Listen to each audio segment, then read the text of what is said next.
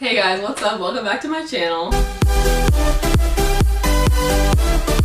Today's video is really a special one. It's in collaboration with my friend Sara. She is a new YouTuber, kind of like me, and she's going to be a senior in high school this year, just like a lot of you guys are, and she's also applying to Stanford, and she's making an anxiety, stress-related video, more pertain to tips that she has for how to kind of deal with those things as you're entering a new year or just going into high school in general. Please check her channel out. I will link her channel and her video down below, and it would mean a lot to me if you guys would subscribe to her and show her some love. And if you're coming from Sara's channel, hi, my name is Jasmine, and I make a lot of videos related to college application process and things like that, and I'll be attending Stanford University next year, and so I make basically just videos about those two things, and I would love it if you would subscribe. So today's video is going to be a little bit more informal. I'm not really talking about my own application or anything really related to necessarily Stanford, really. I know a lot of you guys are probably going through the college application right now, or you're starting to, and it's really stressful, and it can bring upon a lot of anxiety, and having gone through it,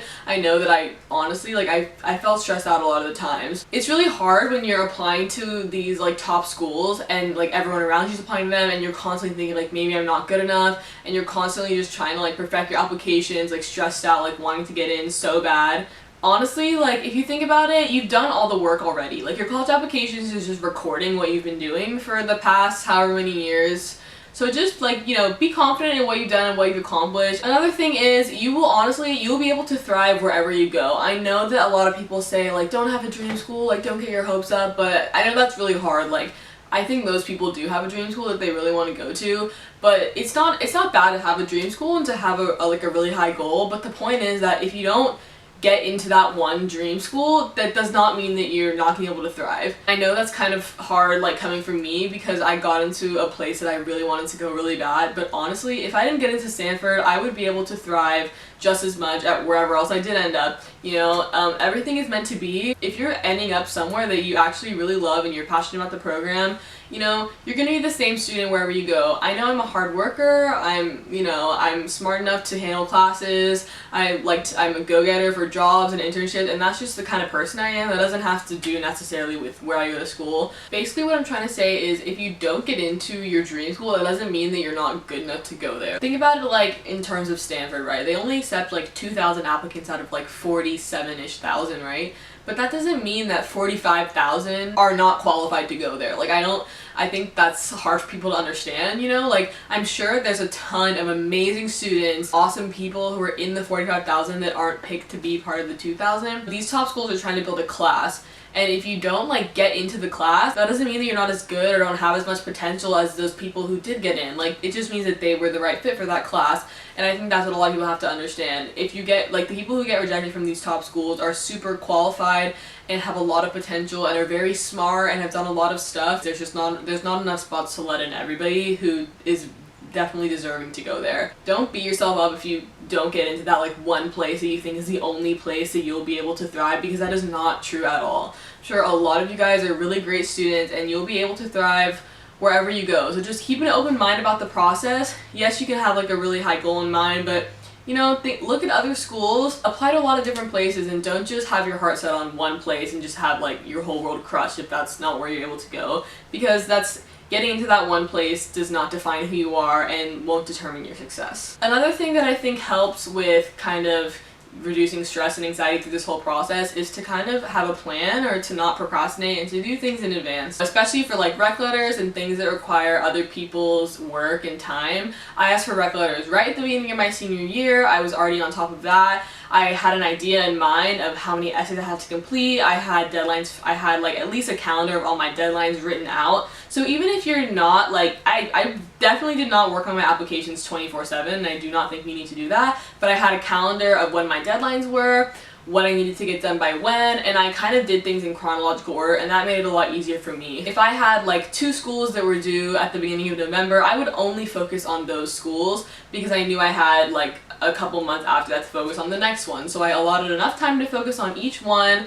I wasn't procrastinating, but I just had a plan, and so therefore I wasn't forced to rush at the last minute. I wrote some of my essays, and then I would just not look at it for 2 weeks, and I would just think about it, and then I would come back to it and kind of edit a little bit, And I don't know, I was more calm about it because I started early. It meant I had more time to just kind of work on it and just think about it and process it and not be so crammed. When your edits are too close together, I don't think that's really good for your writing and or for your stress level. The other main thing to reduce stress or anxiety in this process, and this is probably the hardest thing, is to try and not get caught up in what everyone else is doing.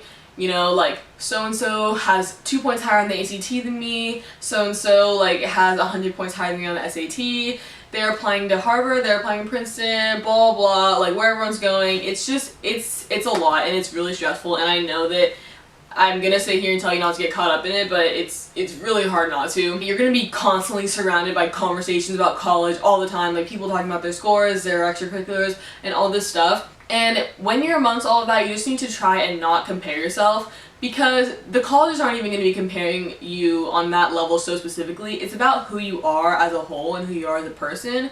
So it's hard to compare yourself just by 1 or 2 points on a test score, because it's really about who you are. I had some friends who had like higher scores than me who were applying to Stanford and stuff like that, and I don't know, it just like kind of made me doubt myself, or made me get a little down on myself that like I wasn't as good as them. And what's weird is that I got into some schools that those people didn't, and then they got into some schools that I didn't. So, you know, those scores and things, like, you know, I think it just gets in your head. It's like pointless to compare those kinds of things, because it's, again, like, it's about who you are, it's about your entire application, and unless you're gonna sit there and look through someone's entire application, it literally is no point to try and compare yourself to them, and it'll just get you down on yourself, and that's not good. The last tip that I have is to believe in yourself and like know that you can do it. I honestly, even though it was stressful, I had a lot of confidence in myself, in what I was doing. I was confident that I had tried my absolute best in high school. I had put my full effort into everything I was doing. I had quit things I didn't like and had stuck with the things that I did. I had put my passions into everything in my life, and I was confident about that.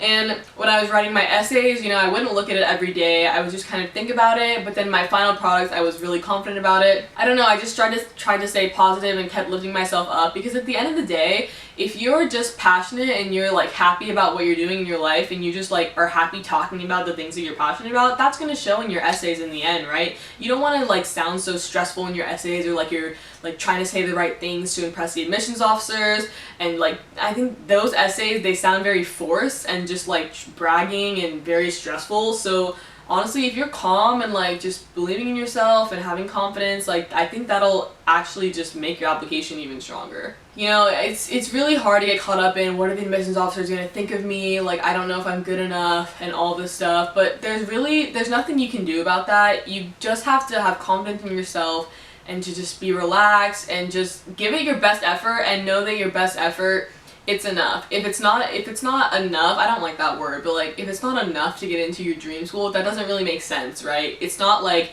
everything's on a scale. That just means that you aren't the right fit there. And wherever you do get in, wherever your application does take you and admits you, then that's where you're going to end up thriving the best, because that's where you're meant to go and that's where you're meant to fit in and just like be the best that you can be. Also, I know throughout high school it's, you know, it's hard to balance everything, but definitely make time for the people in your life that matter and having fun in your last year that you'll probably be living in the same house or in the same area even. Don't throw away the last basically opportunity you have to make memories. Hanging out with friends and stuff, that helped take away my mind from everything that was going on with college applications. Just don't let it consume your life. There are so many people who just like took over their brain and they literally like could not think about anything else but that. That's not good for your health, that's not good for anything, and I think that just would make your application be more stressful, and that's just not a good idea. So I know a lot of these things are definitely easier said than done.